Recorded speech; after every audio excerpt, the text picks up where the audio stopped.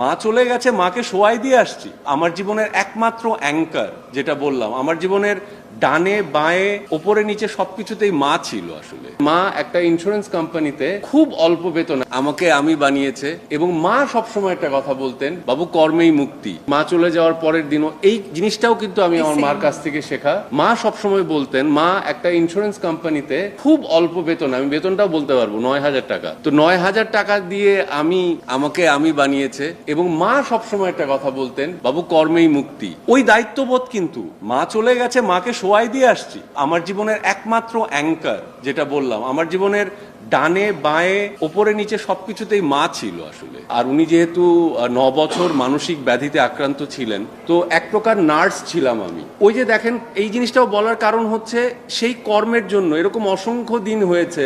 আমি ছবির নাম বলে দিতে পারবো, ইভেন নীলচক্র নামক যেই ছবিটা, সেটার অর্ধেক সময়ে মা আছেন, অর্ধেকে মা নেই।